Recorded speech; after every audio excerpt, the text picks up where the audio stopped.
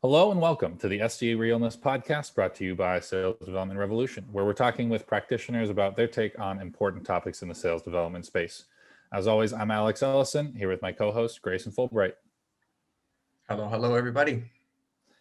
So this season's theme for anyone who hasn't been listening is See Action, Take Action for this podcast, where we're diving into specific topics in sales development with experts to learn their, tactics and strategies that they use every day.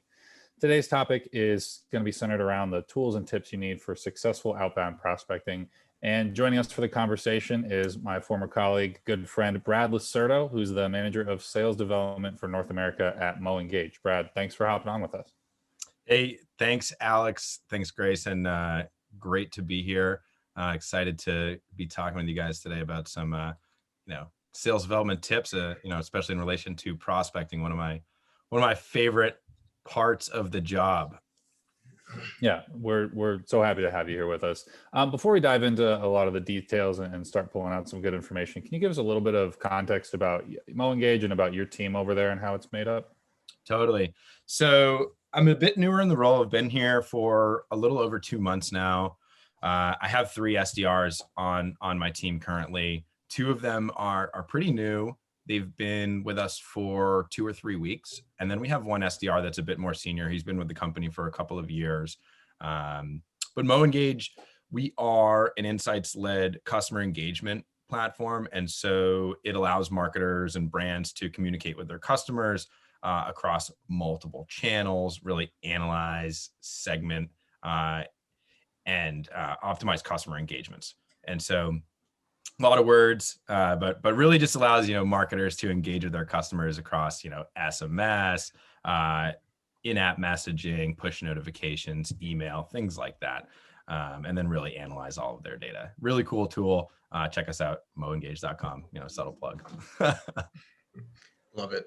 And I'm really glad that we can have this conversation here because in my opinion, I feel like what you do in terms of how you market and sell can almost define the tools you use. And then yet on the same dime, the tools that you end up using can end up defining or changing your process. And I think what makes this conversation so complicated is, 1, all orgs are different. And then 2 and 3, there are a million different tools out there and a million different processes out there that you can find in a sales or sales development team. And so to kind of frame the conversation, I want to bring everyone back to earth on the same page and get your take on when you're thinking about prospecting and you're thinking about both the process and the tools that people out there are using. What is good? What is bad out there? Help us kind of define what you're seeing. Totally. And that's a great question. And so I think the first thing you really need to think about as a sales development manager, you need to think about the structure of your team. You need to think about the tools that you already have in place and where you might be missing pieces. And if there's room to make up some of those missing pieces. And so, for example, I think I'm really spoiled in the fact that, coming from a company like Demand Drive, where I had the chance to work with so many different companies, I had a chance to work with so many different tools that these companies were using. And so it gave me a little bit of insight into everything, right?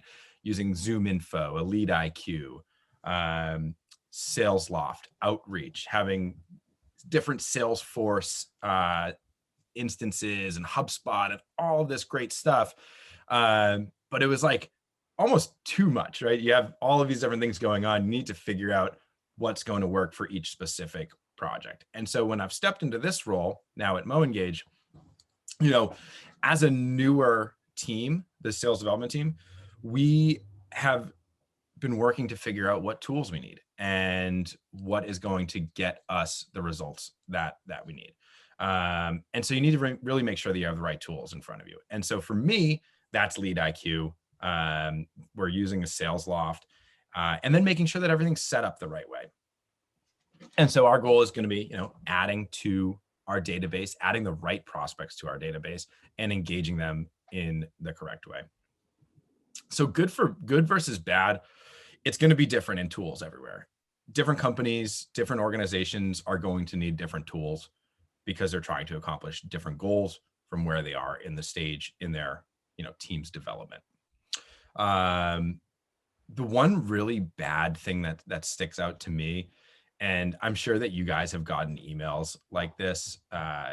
If somebody reaches out to you and it just doesn't make sense for you to have a conversation at all, whether you're not the right title, you're not the right persona, there's no reason, no call to action that really sticks and no value added. And that's getting into the messaging piece of things. And I won't dive into the messaging piece. But it gets into also the prospecting piece, where if somebody's reaching out to me as a sales development manager, let's say from an HRIS system, to say, hey, how are you managing the people within your company? And the payroll, how is payroll working within your company? I'm totally not the right person. And that's just a classic example of blind prospecting, going in, not utilizing the filters within a tool like a sales navigator to pull in the correct titles, the correct personas, and just any keyword specifically that might be in a profile. Where if I'm going to be reaching out to somebody for like a payroll tool, I'm probably going to have the word payroll searched in my keyword somewhere. Mm-hmm. And for MoEngage, I'm probably going to have customer engagement or digital marketing or something along those lines as a keyword to search. So it gives me some idea that person on some level is going to be receptive to the conversation. Yeah. Oh, sorry, go ahead, Alex. Well, I was just going to sort of build off that point you made in the sense that, right, I think a lot of these tools, the reason we're talking about them is because they can work really well and really successfully, but they can also send the wrong message to the wrong person or pull the wrong person into your CRM and clutter up your data and things like that. So I think it'd be interesting and be interesting to hear your take on this, on how you can make sure that your team, once you have these tools in place, right, they can work the right way, how you're making sure that, they are using them the right way, they're properly onboarded, and they know how to avoid some of these bad practices that can happen if you're a lazy SDR or something like that. Training. Same word 3 times. It's important to sit down with my SDRs. I sit down with them every single week, especially as we're kicking off, using some of these new tools, to do a review of, all right, what have we done this week? Who have we pulled in? Are those the right people, or are they not? Are they completely in the wrong direction? And what levers do we need to pull on? The other thing is, I like to put everything in writing. It's really important for me as a visual learner that I need to see something if I'm going to be able to retain that knowledge. And so I have an SDR playbook that I put together for my SDRs, and there's a section on every single tool that we use. There's screenshots in there. I draw on the screenshots, step-by-step instructions. So if I'm out of the office one day, or if I'm not near my phone and an SDR has any sort of question about how to use that tool correctly, they have a place they can go. They have a resource where they can look and see and, go in and just know every bit of information that they would need to know. And they also have the rest of their team to rely on, where not everybody's going to know everything, but some people may know bits and pieces that you might not. So open communication. And we'll talk about this a lot today, is just open communication, training, and having access to information at all times. That's really what I lean on for, making sure that the process is in place and that it's stuck to, especially as new tools are coming on board and, things get kind of messy and there's new processes added in. Yeah. And I mean, we don't have to dive into the communication quite yet, but it is, I really like the way you've made it available, right? You made this information available in a way that they can get to themselves, because I think, and this touches on something different, is that you want your reps to be self-sufficient, right? Obviously you're their manager and you want to be able to help them, be as successful as possible. But I think that's a really good strategy as far as allowing them to do the research for themselves, because I think, like you said, having it written down in front of them is a lot easier to retain a lot of times than if you just keep answering the same question out loud to them over and over again. Right, exactly. And I definitely learned that way by going out and doing something on my own. And if there's definitely people that don't also, and on the other side of things, and some people do need to be walked through items multiple times, and that's totally okay. People learn in different ways. And so I'm always available to my reps to get on a Zoom call, to get on a screen share and show them again. But ultimately it is, I think it's conducive to a good, more conducive to having a successful team if you're kind of having the SDRs go out and learn to do things on their own to a certain extent, and always having that information available really, really allows that. Let me see here. So that is, that is one of the bad, going through blind prospecting, and then we kind of touched on how to set up some of these tools and making sure that the SDRs are really sticking to the process and learning the process over time. One of the really good things that I want to make sure that I touch upon is another, one word 3 times, and I have this written down in my notes because it's just that important, is segment, segment, segment. And then I wrote real good next to it because it is real good to segment your prospects and drop people into different buckets where you can. And this also goes back to tools. It's you need the right tools in your tool bag.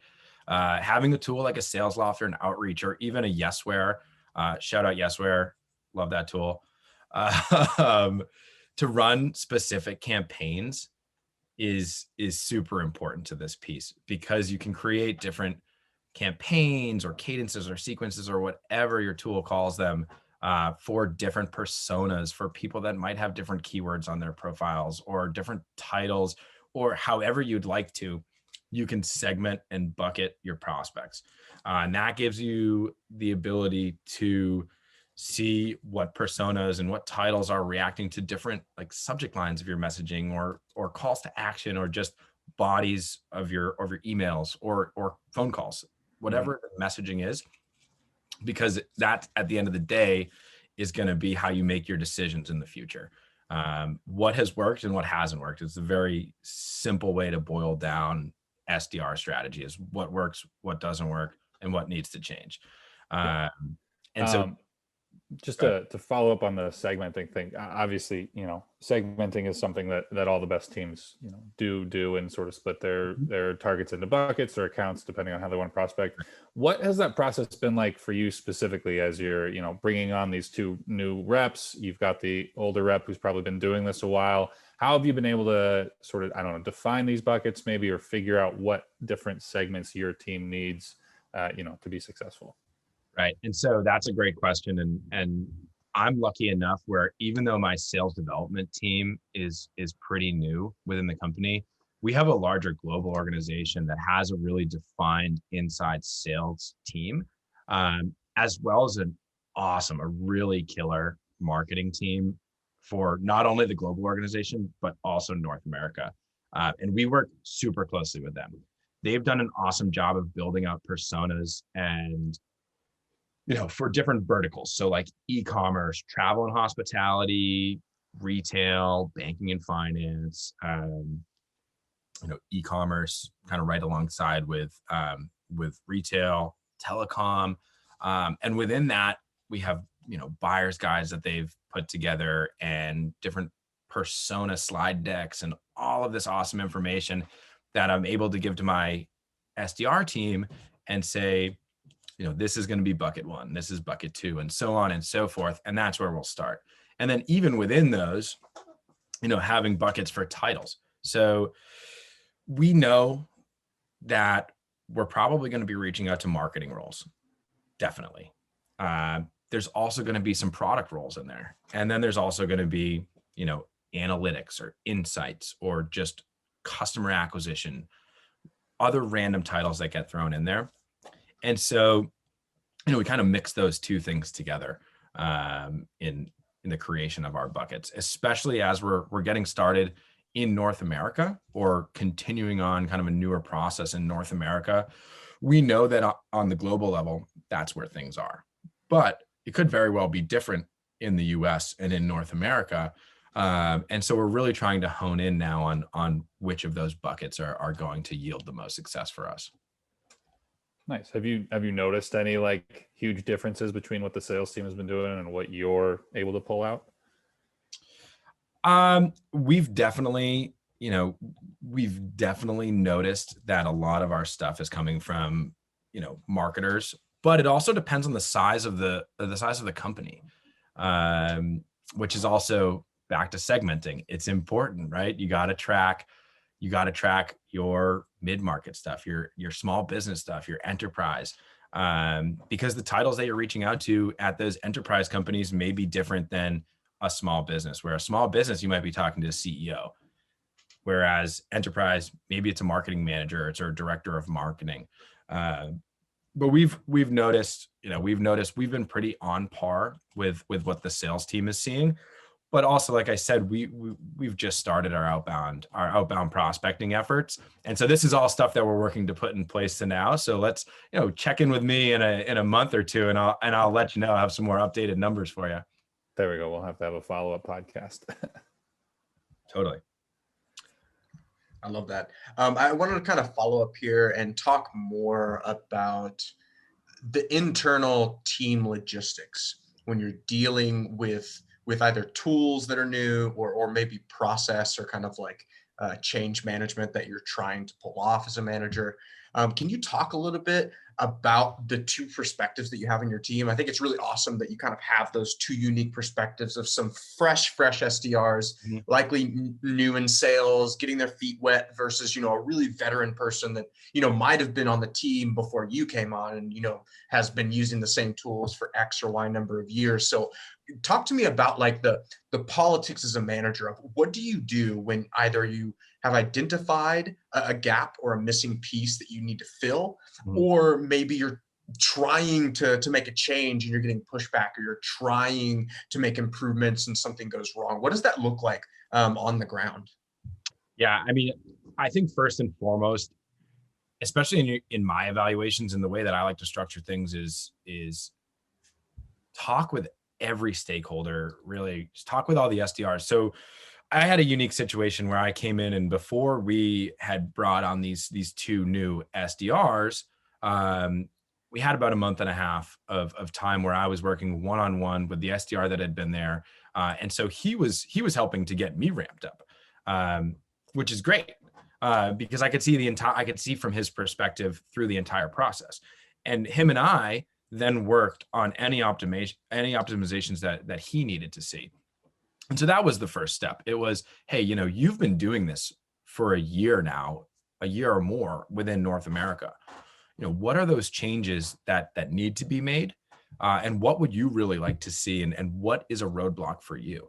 And from there, we then worked to put in, best practices that I had seen successful in other roles in other organizations, and go about implementing things that way. And first and foremost, the problem that we were seeing was outbound prospecting being hurdle number one, and getting net new prospects. And that's where we, landed on this. Then we need a prospecting tool, and that's number one, and that's already been worked out, which is really great, and it's showing kind of the fruits of our labor from this evaluation process that my SDR and I had gone through over the first month and a half of my time with the company.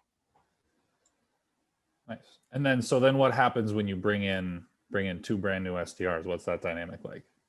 So when you bring in the two new SDRs, and I think it's really great. This is going back to having like a playbook. So you have your playbook, you say, this is kind of what we do. This is the process.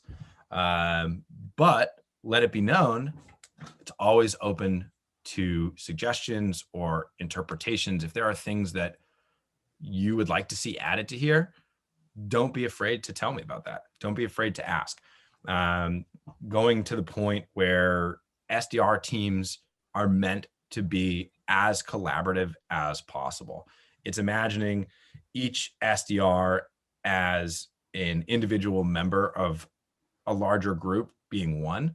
You're going to be more successful when you put all your heads together, rather than if you're trying to hide your process from your other SDRs and just strictly compete with the SDRs, because you can get stuck in the competitive ways, and it's great to have a competitive SDR team, but it's also great to have a really collaborative SDR team that's working together while you're competing. super important. And so go ahead. I was gonna follow up on that and just ask, because I'm sure other people might be interested in this as well. But how much leeway or control would you recommend a manager give either a newer SDR team or kind of an SDR team that's starting to scale? How much leeway would you give them on, maybe them getting their own tools, or maybe them saying, I'm going to, A/B test this process, and just kind of being proactive about that? Would you agree? Would you want to kind of like have more control over that? What are your thoughts? I think as you're getting started, I think it's important to have control. But it's also important for me for the SDRs to be able to make some of their own decisions. Whereas I need to see, give me 30 days of doing my process, and then give me some suggestions. What could we change? But show me some data to show me that it's not going to work. Because it's all going to have to come back to the data at the end of the day. But other tools, right? Like if you have the ability to have a company expense account or things like that, where you can get a tool that's going to cost you $30-$40 a month and you think it's going to help, why not? I think there's things that shouldn't be open for interpretation within prospecting, like some of the core tools being used and process for, let's say, adding to the CRM and just lead flow, general things like that.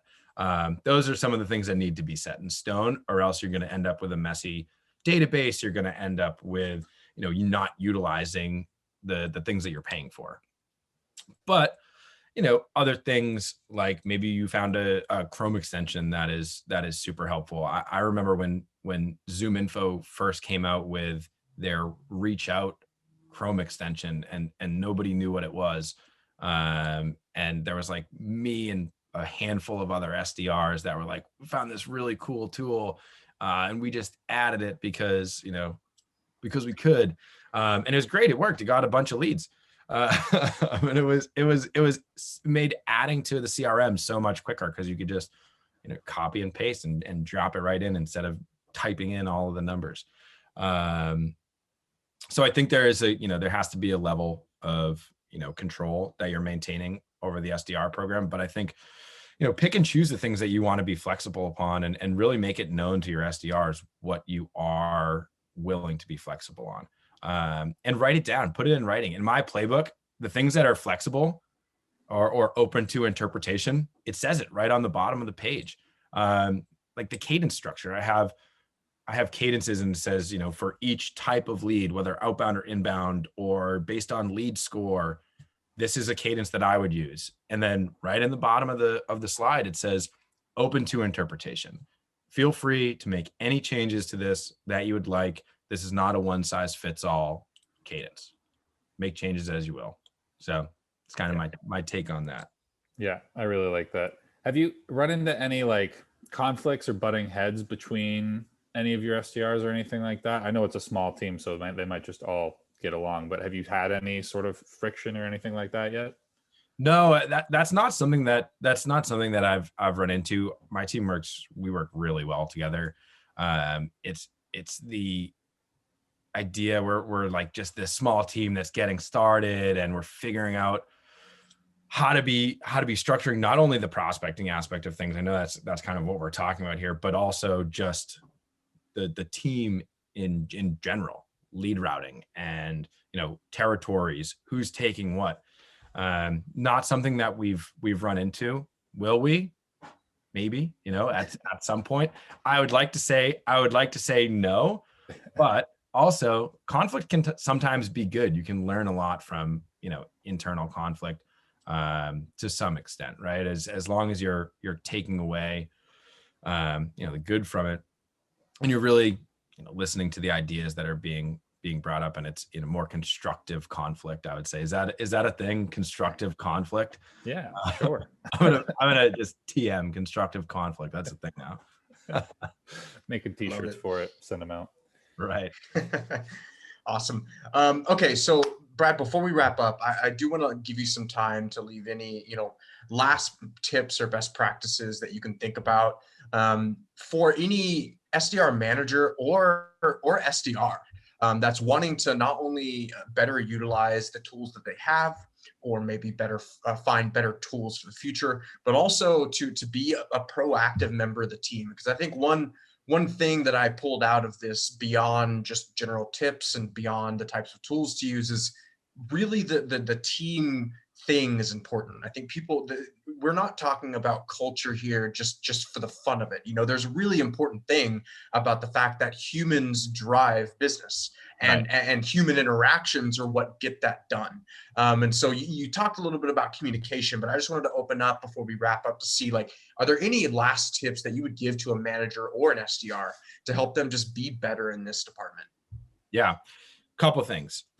One, for managers and SDRs, going back to communication. If you have Slack, great. If you don't have Slack, start a WhatsApp chain or a text chain, or however you can communicate with your team, both managers and SDRs, and just have that open at all times to anything and everything SDR related, whether it's prospecting or not.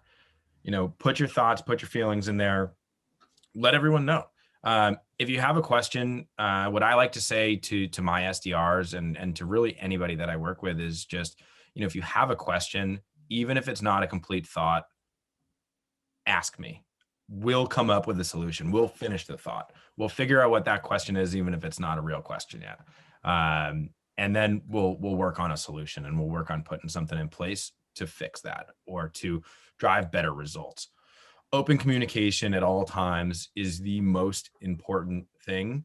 And going back to just to relate this to, the past for me as an SDR, on the floor at Demand Drive with, 30, 40 SDRs sitting around you, and you have a question, it was almost, stand up and ask your table, stand up and ask the people next to you. And I worry about the communication aspect of being an SDR disappearing in the age of Zoom and the age of working from home, because you're not right there. It's a lot harder to just turn to your left and say, hey, Alex, hey, Grayson, I have a question on this. What do you think I should do here?